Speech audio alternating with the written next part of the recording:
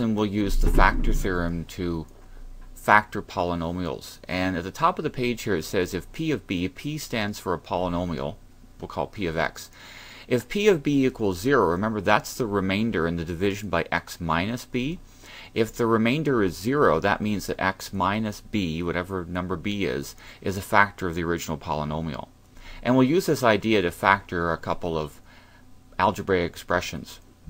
And the first one we're asked to factor is 3x cubed minus x squared minus 10x plus 8.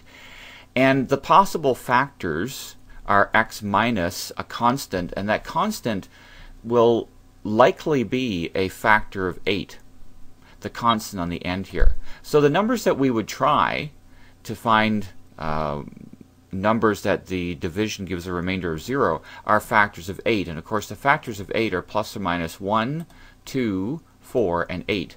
So actually 8 has 8 factors. And you just search for numbers that give a remainder of 0. For example, we could try to see if p of 2 has a remainder of 0, which means that we're looking to see if x minus 2 is a factor of this polynomial. So if we fill 2 in, we go 3 times 2 cubed, and that's 24, because 2 cubed is 8, times 3 is 24. 2 squared is 4, 10 times 2 is 20, and plus 8. And that works out to be a value of 8. So the fact that it's not 0 means that p of 2 is 8, the remainder is not 0, so x minus 2 is not a factor of this polynomial.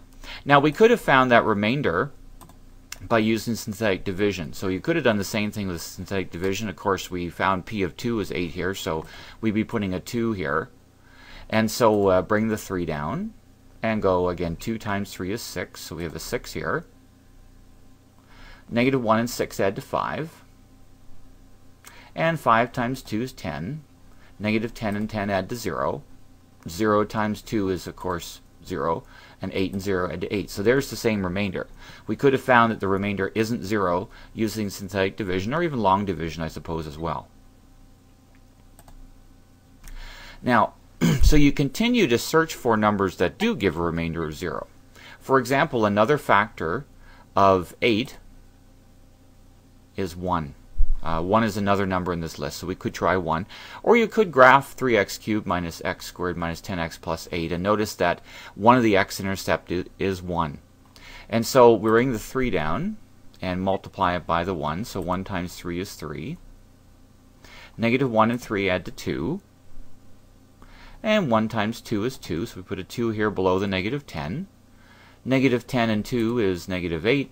Times the 1 is negative 8, and we get a remainder of 0.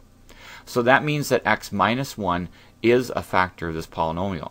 Now when we divide x minus 1 into the polynomial, we're left with 3x squared plus 2x minus 8. So we still have to factor the 3x squared plus 2x minus 8.